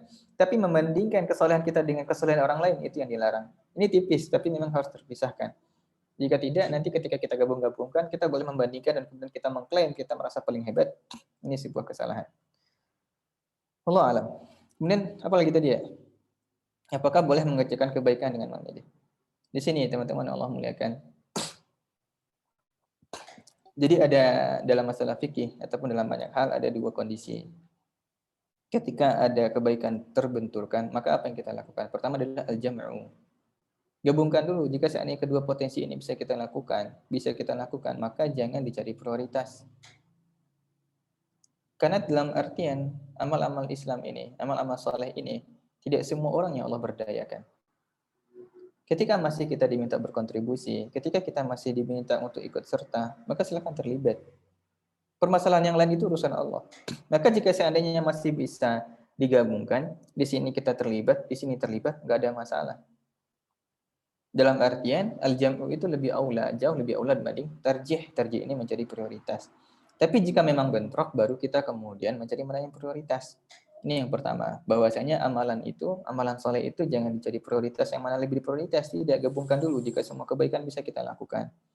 Jika baru bentrok dengan waktu yang sama, ataupun tempat yang berbeda, dan sebagainya, dan tidak bisa kita berikan ini, maka cari yang paling prioritas. Yang kedua, banyak dari kita kemudian memilah-milah amal, ini juga salah ya. Dalam hal yang berkaitan jika semua itu kebaikan, maka jangan dipilah-pilah walaupun itu kecil. Karena itu Rasulullah mengatakan la tahqiranna minal ma'rufi syai'an walau an talqa akhaka biwajhin taliq. Jangan kalian remehkan sebuah kebaikan walaupun hanya dengan berbasa-basi dengan muka manis. Muka manis itu basa-basi ya, basa-basi. An talqa akhaka biwajhin taliq. Itu basa-basi, kita pada kondisi kita sedang enak nih dengan orang nih. Kita sedang enggak suka nih, tapi udah kita berbasa-basi berusaha untuk senyum. Tarik nafas kita. Udah, itu sebuah kebaikan yang nanti menimbulkan kebaikan-kebaikan yang lain. Dan terkadang karena kita fokus, karena itu perintah Allah, wa qul i'malu, kerjakan saja. Karena banyak orang, dia hanya mau melakukan yang dianggap besar, dan yang kecil dia tinggalkan, tapi dia nggak tahu amalan mana yang lebih besar di sisi Allah. Karena timbangan dunia dengan akhirat nggak sama. Akumulasi hitung-hitungan dunia dengan akhirat itu nggak sama. Maka baru, karena itu orang dalam arti memilih-milih kebaikan. Orang membangun masjid, siap. Kemudian menyantuni anak yatim mau, tapi buang sampah nggak ada yang mau, antri nggak ada yang mau. Dan jika mereka paham buang sampah itu indikasi keimanan, at-tahuru syatrul iman. Orang yang buang sampah sembarangan berarti masalah keimanannya. Orang yang buang sampah sembarangan tidak kemudian peduli dengan kebersihan berarti ada masalah pada jiwanya, ada masalah dalam keimanannya. Kita bicara bangun masjid, bangun yang lain, hal-hal yang remeh-temeh kita biarkan. Maka karena itu kebaikan jangan disepelekan dalam bentuk apapun. Dan itu Rasulullah ketika ada salah seorang wanita yang kerjanya cuma nyapu masjid ya, dan dia terkala beliau wafat, kemudian para sahabat nggak ngasih tahu Rasulullah marah. Rasulullah malah datang dan ikut menyolatkan dan sholat, kemudian melakukan sholat gaib untuknya. Maka dalam hal ini adalah jika seandainya ada potensi kebaikan, maka jangan dipilah-pilah, yang besar dikerjakan, yang ringan juga dikerjakan. Dan kita berharap meminta kepada Allah, kita nggak pernah tahu dari amalan apapun, amalan mana yang akan membuat kita masuk ke surganya Allah. Wallahu a'lam. Masya Allah, jazakumullah khairan Ustaz. Ini berarti kita jangan membandingkan itu bagian ini ya, bagian merasa lebih baik dibandingkan yang lain. Kemudian selagi bisa menggabungkan dua kebaikan, kenapa harus ditinggalkan gitu. Dan mungkin kita perlu bersemangat dalam melakukan banyak kebaikan. Fastabiqul khairat. Ustaz, ini ada beberapa pertanyaan, mungkin ini ada 4 pertanyaan Ustaz ya. Saya mungkin bisa menggabungkan per 2 pertanyaan. Oke. Bagaimana, yang pertama dari Ustazah Wafi, bagaimana jika misalnya kita belum memiliki hafalan yang banyak, tapi kita ingin memperpanjang qiyamul lail kita? Bagaimana hukum membaca Al-Quran saat sholat qiyamul lail? Kemudian yang kedua adalah, bagaimana kita jangan sampai kehilangan sensitivitas di bulan Ramadan ini? Baik, pertama ya, jika berbicara tentang mana lebih baik kita baca Quran dengan hafalan. Karena melihat ke Al-Quran dan sebagainya itu diperbolehkan, tapi beberapa ulama memakruhkan, tapi tidak sampai pada tahapan haram. Tapi memang qiyam itu untuk qiyam, bahasanya qiyam ya. Jadi tulul qiyam aula min tulis sujud ataupun al-qu'ud ya. Bahwasanya dalam masalah fikih, lamanya berdiri itu lebih prioritas dibanding lamanya sujud dan lamanya duduk. Jadi memang karena bahasanya qiyam memperlama durasi berdiri. Maka dalam hal ini untuk antisipasi dan alternatif bagi orang-orang yang mungkin hafalannya tidak banyak, untuk sholat sunat diperbolehkan. Tapi mungkin beberapa ulama ada yang memakruhkan karena melihat pada benda yang lain dan sebagainya, hal itu bisa menghilangkan konsentrasi pada sholat. Dan juga dianjurkan jika toh pengen sholat dengan Quran ataupun ini, maka menggunakan Quran bukan menggunakan gadget ya. Karena gadget mungkin punya potensi-potensi hal-hal ke distract dan sebagainya. Maka pada dasarnya tidak dipermasalahkan, silahkan. Misalnya di RKL Wafi, sholat qiyam, imamnya buka Quran, ya dipersilakan. Atau malah mungkin lebih baik, menurut saya pribadi ya, lebih baik imam baca hafalannya, kemudian yang di belakang buka Quran untuk menunjukkan jika bacaannya salah, itu diperbolehkan. Dia menegur ataupun meluruskan bacaan imam dengan apa yang dia lihat di Quran, diperbolehkan. Itu ya. Kemudian yang kedua, apa tadi ya? Yang kedua, bagaimana agar tidak kehilangan sensitivitas saat Ramadan? Ya, sebenarnya juga bagian dari ketakwaan itu juga adalah masalah sosial ya. Ini bagian dari ketakwaan, karena itu di antara siam itu bagaimana kita menghadirkan, memang adalah masalah menghadirkan sensitivitas kita terhadap orang sekitar. Maka dalam hal ini adalah memang betul-betul menghadirkan dan merasakan. Maka jangan sampai ini, nah ini budaya yang kurang baik sebenarnya. Dan mungkin mulai perlu kita perbaiki bersama. Itu berbuka secukupnya dan sahur secukupnya. Bagaimana kita makan pada hari biasa, seperti itu juga makan pada sahur dan berbuka. Maka esensi dari berpuasa, kan itu kenapa para ulama mengharamkan dan menganggap suntik ataupun infus itu membatalkan puasa. Karena pada dasarnya dia memberikan kekuatan pada tubuh, yang kemudian memberikan kekuatan kepada darah. Ketika darah itu kembali menjadi kuat ataupun tubuh kita menjadi kuat, maka setan akan kembali hidup di sana.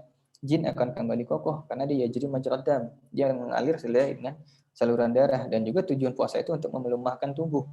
Yang dengan hal itu kemudian membuat aliran darah kita ataupun kondisi tubuh kita sedikit melemah. Maka memang jangan sampai nanti ketika berbuka, karena itu sebenarnya lebih baik nih, apalagi para penghafal Quran, biar bisa lama qiyamnya, biar bisa lebih tahan untuk melaksanakan ibadah Ramadan. Berbuka secukupnya saja. Cukup kurma 3 butir ataupun mungkin 5 butir, minum. Udah jangan makan berat dulu gitu ya. Jikapun makan berat, maka secukupnya saja. Dan ini budaya baru di masyarakat kita. Berbuka dengan mubazir, kemudian sahur juga dengan mubazir.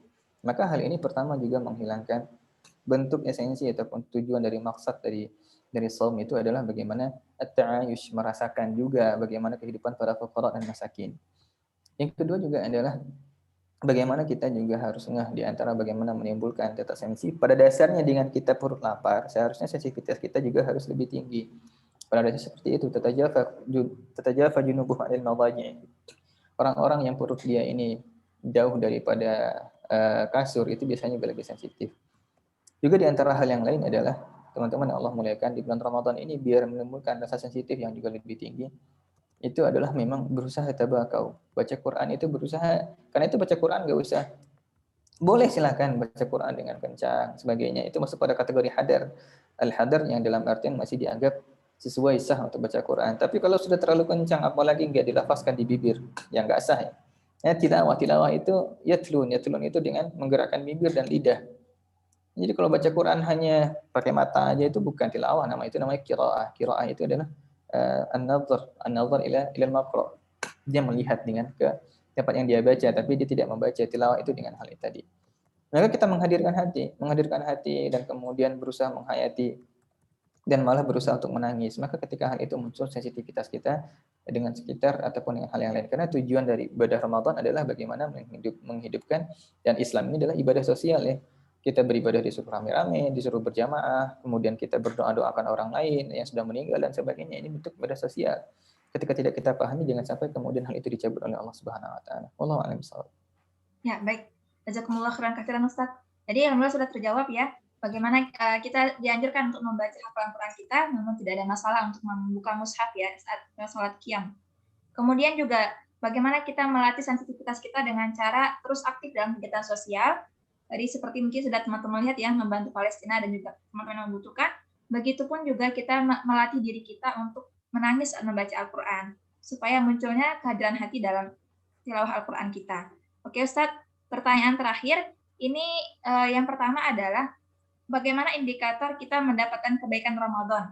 Jika memang kita tadi telah melakukan sholat puasa, tarawih, tapi ada ternyata mereka yang golongan yang tidak mendapatkan kebaikan Ramadan. Kemudian yang kedua, ini bagaimana menentukan manakah yang paling utama? Memperbanyak hafalan Quran, atau menghafal terjemahan, atau mentadabburi maknanya? Ya, begitu Ustaz pertanyaannya. Baik, pertama pertanyaan tadi yang apa ya? Yang pertama itu, bagaimana indikator seseorang mendapatkan kebaikan Ramadan? Di antara beberapa indikasi adalah adanya konsistensi ya dalam amalan soleh. Walaupun ada terjadi penurunan, tapi kemudian amalan soleh ini berlanjut ya. Karena itu potensi seseorang semakin besar bertemu Ramadan, potensi dia untuk semakin istiqomah semakin besar. Karena itu kita diminta menjadi kunu rabbaniyin. Jangan wala takunu ramadaniyin. Beribadah itu karena Allah, bukan karena Ramadan. Maka jika orang yang beribadah karena Ramadan, maka akan langsung seperti langit dan sumur ya, bor malah mungkin. Di antara di atas ke bawah terlalu jauh. Ramadan sangat meningkat dan kemudian ketika setelah itu hilang. Maka bentuk Allah kemudian menggiring dia, memberikan taufik kepada dia adalah ibadah-ibadah tersebut terus berjalan. Dan ada peningkatan walaupun ada sedikit pengurangan, tapi ada peningkatan pada ketaatan dia. Dan dalam artian hal yang pertama adalah bagaimana memang dia niatkan untuk Allah. Bukan untuk sebentar lagi MTQ ini, bukan. Sebentar lagi orang sudah ini nih, nanti dapat hadiah ini kalau Ramadan bisa khatam sekian, bukan. Karena Allah, ketika ibadah kita karena Allah, kita nggak peduli dengan apa kata manusia, dan kita tidak peduli jika seandainya orang-orang terpenuhi targetnya, tapi kemudian target kita ala kadarnya saja, tapi kemudian dengan hal itu Allah bikin giring, hal itu tetap berlaku setelah Ramadan. Maka itu adalah indikator paling besar. Kemudian hal yang lain juga adalah adanya biasanya kalau makna man shoma Ramadan ataupun man qama Ramadan imanan wa ihtisaban ghufira lahu ma taqaddama min dzambih. Al-maghfirah itu juga berindikasi kepada lembutnya hati, berindikasi kepada lembutnya lisan, berindikasi kepada sensitifnya jiwa gitu. Terus setelah Ramadan ada peningkatan dalam masalah mudahnya kita memaafkan, mudahnya kemudian kita memiliki amalan-amalan sosial, mudahnya kemudian kita meminta ampun kepada Allah, juga indikasi adanya maghfirah. Ketika Allah menginginkan maghfirah kepada kebaikan pada seseorang, Allah akan giring dia untuk selalu beristighfar dalam setiap setelah kemaksiatan yang dia lakukan. Itu yang pertama. Yang kedua apa ya? Yang kedua itu yang lebih afdal. Apakah yang lebih afdal? Intinya berinteraksi dengan Quran. Tapi kalau menghafal terjemahan, ini nggak penting ya, nggak perlu. Kenapa saya katakan nggak perlu? Cukup belajar bahasa Arab sebenarnya. Itu lebih memudahkan. Karena terjemahan itu nggak perlu dihafal. Kenapa? Menghafal terjemahan itu sangat banyak redaksi yang tidak sama dengan Quran. Karena gini, jadi metode menerjemah itu. Jadi pertama adalah letter-letter. Maka kemudian dalam bahasa Indonesia disesuaikan dengan EYD. Maka nanti akan kebalik-balik. Jadi biasanya contoh dalam bahasa Arab, kalau dalam bahasa Arab kan kebanyakan itu adalah kata kerja dulu baru subjek. Maka kalau Allah bukan berkata Allah, tidak, tapi Allah berkata. Maka nanti secara aturan redaksi, maka dia diganti secara bahasa dulu, letter dulu, baru nanti secara terjemahan diganti. Maka setidaknya kita paham dengan makna perkata itu lebih nggak ada masalah. Tapi lebih gampang, lebih baik adalah dengan kita belajar bahasa Arab. Bahasa Arab bukan pada bulan Ramadan, silakan pada bulan Ramadan, tapi mungkin pada waktu yang lain. Maka bentuk interaksi kita dengan Al-Quran adalah memang fokus pada setiap huruf dan kata dalam Al-Quran yang kita baca. Maka dalam masalah apakah kita menghafal ataupun kemudian kita tilawah, itu adalah kebaikan yang sama yang tidak perlu dibenturkan. Ataupun jika kita pilih salah satu juga tidak ada masalah. Selama bentuk interaksi kita dengan Quran, karena kemuliaan pada Quran itu pada setiap huruf yang kita baca, terserah berapa kali pun. Toh kita hanya memfokuskan murojaah satu juz saja, ataupun menghafal satu juz saja selama Ramadan betul-betul kuat, kokoh. Tapi dalam sehari kita mengulang sampai 30 kali, itu juga tidak ada masalah. Karena setiap kebaikan dan pahala dari Allah adalah daripada setiap huruf dari Quran yang kita baca, bukan pada terjemahan. Nah, terjemahan dan sebagainya itu jauh di bawah. Kita sama dengan belajar kajian-kajian yang lain. Itu dalam artian tidak mendapatkan pahala dengan menghafal terjemahannya. Kita mendapatkan pahala ketika kita ada ilmu, kita belajar mendalami hal tersebut. Maka dalam artian ya apakah menghafal dan tilawah dua hal yang sama. Tapi kalau untuk terjemahan, wallah setahu saya pribadi tidak ada nilai ibadah di sana. Bahkan hadis sekalipun kita menghafal hadis itu nggak ada nilai ibadah dalam hal itu. Dan ibadahnya di mana? Ketika kita mengetahui, kita menuntut ilmu ataupun belajar dengan hal itu, maka nilainya adalah ibadahnya dalam sisi menuntut ilmunya. Wallahu a'lam. Ya baik, Masya Allah, jazakumullah khairan Ustaz. Jadi memang tadi di antara indikator kita mendapatkan kebaikan Ramadan adalah konsistensi ibadah setelah Ramadan. Begitupun dengan hati yang lembut dan juga enggak melakukan kemaksiatan. Dan juga kita dimotivasi oleh Ustaz Azam agar mempelajari bahasa Arab, agar bisa paham Al-Quran. Karena memang bahasa Al-Quran adalah bahasa Arab. Masya Allah, jazakumullah khairan Ustaz. Mungkin terakhir bisa kata-kata penutup maupun doa dari Ustaz. Baik, akhwat dan muslimah yang Allah muliakan dimanapun berada, selalu meminta kepada Allah dan meminta isti'anah ya, meminta pertolongan Allah Subhanahu wa taala agar membimbing kita meridai setiap ibadah ataupun usaha yang kita lakukan dalam melaksanakan ketaatan dan ketakwaan ini. Dan memang berharap kepada Allah agar Allah menjadikan kita orang-orang yang bertakwa, dan bukan hanya itu, lil muttaqina imama, menjadi imam bagi orang-orang yang bertakwa. Maka jauh ya prospeknya ataupun orientasinya jauh lebih besar ke depan. Karena percuma jika kita beramal dan Allah tidak menganggap kita bertakwa, maka semua amalan kita akan menjadi lebur, amalan kita akan menjadi hilang. Maka ketakwaan salah satu barometer ataupun syarat wajib diterimanya sebuah kesolehan dan amal soleh. Maka semoga dengan hal ini selalu membaca doa Allah maj'alna mimman shama ramadhana imanan wa ihtisaban, ataupun man qama Ramadan, ataupun juga meminta kepada Allah agar Allah berikan Lailatul Qadar, bisa menjadi orang-orang yang mendapati hal itu. Dan kemudian berusaha untuk setiap detik waktu kita berisi dengan ketaatan, apakah dengan zikir, tilawah, jangan sibuk dengan handphone, jangan sibuk dengan hal-hal yang membuat sebagai time killer, ya, pembunuh waktu kita, ketaatan kita yang lain, ataupun hal-hal yang menghilangkan potensi kebaikan di bulan Ramadan. Baik, kita tutup dengan doa. A'udzubillahi minasyaitonirrajim. Bismillahirrahmanirrahim. Alhamdulillahirabbil alamin, hamdan syakirin, hamdan na'imin, hamdan yuwafi ni'amahu wa yukafi'u mazidah. Allahumma ighfir lana dhunubana wa liwalidina warhamhum kama rabbawna shighara. ولجميع المسلمين والمسلمات والمؤمنين والمؤمنات إنك سميع قريب مجيب دعوات يا قاضي الحاجات. اللهم اجعلنا ممن صام رمضان إيمانا واحتسابا واجعلنا ممن قام رمضان إيمانا واحتسابا. اللهم اجعلنا ممن قام ليلة القدر إيمانا واحتسابا. اللهم إنك عفو كثير، اللهم إنك عفو كريم تحب العفو فاعف عنا. اللهم إنا نسألك خير ما سألك منه نبيك محمد ونعوذ بك من شر ما استعاذ منه نبيك محمد. اللهم اجعلنا من أهل القرآن الذين هم أهلك وخاصتك. اللهم اجعلنا من أهل القرآن الذين هم أهلك وخاصتك. اللهم اجعلنا من أهل القرآن الذين هم أهلك وخاصتك.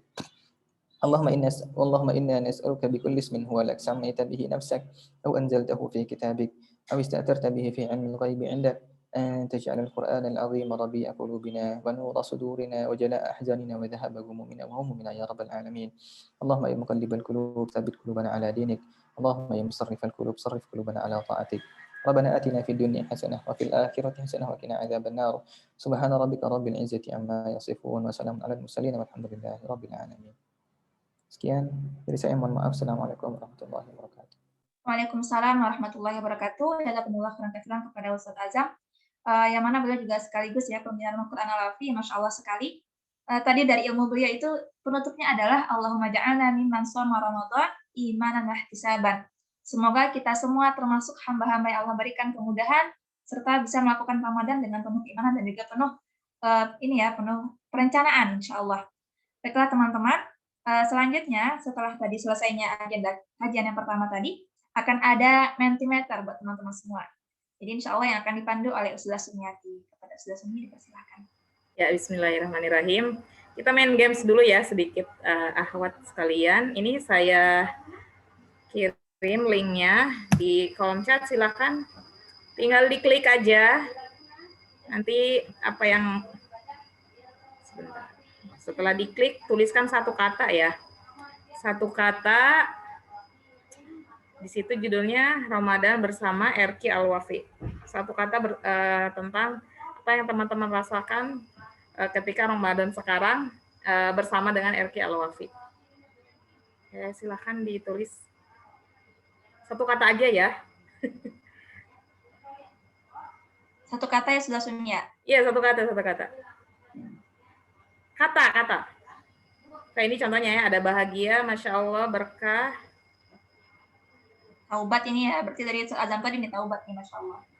Iya, apalagi nih, bahagia, berkah. Fokus, wah.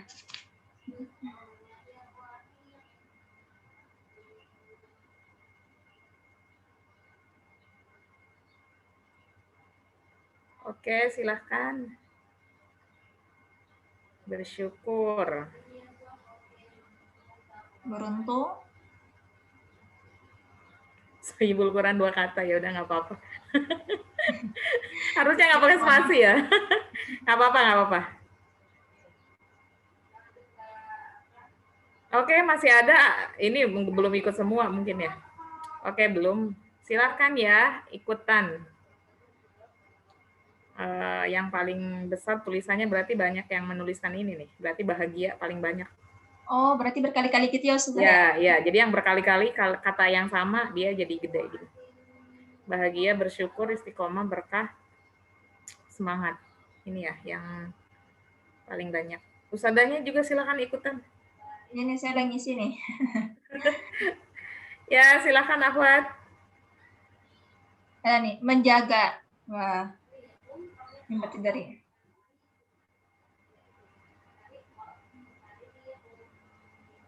Alhamdulillah indah, berkah, fokus, bermakna. Bersyukur, oh berarti bahagia bersyukur istiqomah yang paling tertinggi ya. Iya, iya. Berarti banyak yang berbahagia Ustazah. Dan bersyukur. Bersemangat juga. Kayak gimana nih? Udah kali ya? Kayak udah, ada lagi yang mau submit? Lanjut. Masih ada ya? Ada nih, ilmu. Oh ya, butuh ilmu ya, memang. Dia paling banyak bersyukur nih.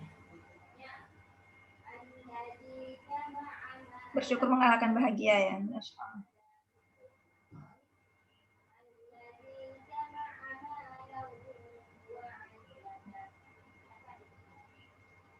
Oke, sudah sepertinya sudah. Udah ya? Ya. Oke, jazakumullah khairan. Saya kembalikan ke Ustazah Rifdah ya.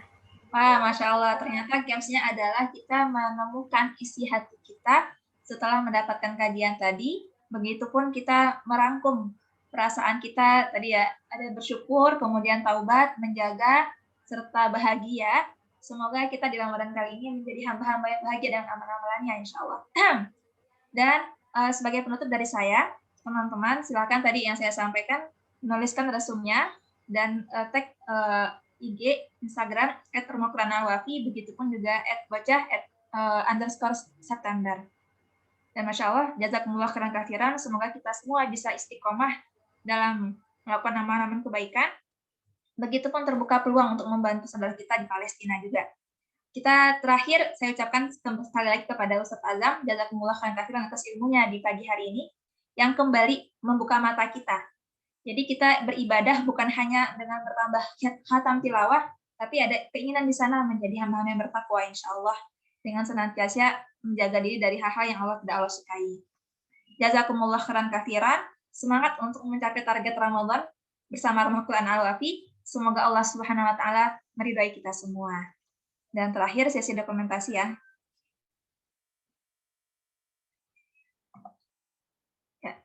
Mohon maaf, sepertinya Ustaz Azam sudah live ya.